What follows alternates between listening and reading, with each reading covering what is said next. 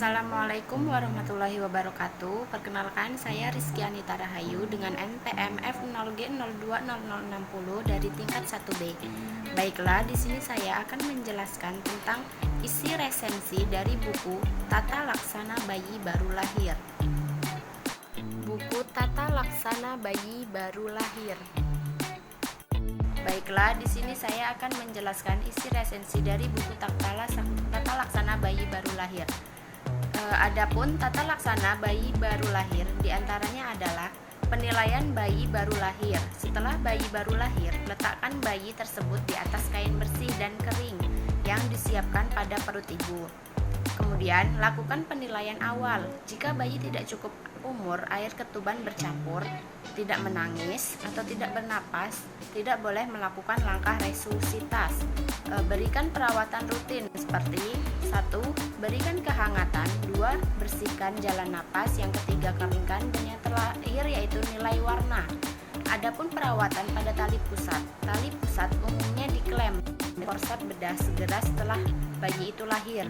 Lebih baik membiarkan bayi menangis dengan baik beberapa kali sebelum melakukan klem tali pusat supaya bayi mendapatkan darah tambahan dari plasenta. Tali pusat diklem 3-4 cm perut bayi. Setelah bayi dikeringkan dan dinilai, maka forceps dapat diganti dengan klem tali pusat atau pengikat tali pusat yang steril. Adapun inisiasi menyusui dini bayi pada usia kehamilan 34-36 minggu atau lebih dapat memenuhi semua kebutuhan langsung dari ASI. Berdasarkan dari hasil penelitian diketahui bahwa refleks hisap yang efektif baru timbul pada bayi dengan usia kehamilan 34 minggu.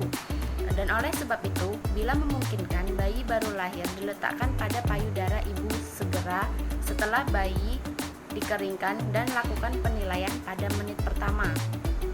Proses menyusui bayi pertama kali dilakukan oleh ibu dalam 1 jam pertama pasca melahirkan. Pada persalinan dengan tindakan misalnya seksio cesaria, proses IMD tetap dapat dilakukan. Dalam keadaan asfiksia, bayi diperbolehkan tidak mendapat IMD. Dalam keadaan ini, bayi memerlukan pertolongan segera untuk life saving. Kelebihan buku ini yaitu buku karya Jendal ini memberikan kita kemudahan dalam melakukan tata laksana bayi baru lahir dan dapat mempermudah atau membantu kita untuk memahami hal ini dan juga menarik pembaca untuk mengetahui tata cara apa saja yang dapat dilakukan dalam tata laksana bayi baru lahir ini. Adapun kekurangannya buku ini adalah seharusnya buku ini lebih dituliskan pada intinya saja dan dasarnya, agar si pembaca buku ini tidak jenuh dan merasa bosan untuk membaca dan memahaminya. Sekian dari saya. Wassalamualaikum warahmatullahi wabarakatuh.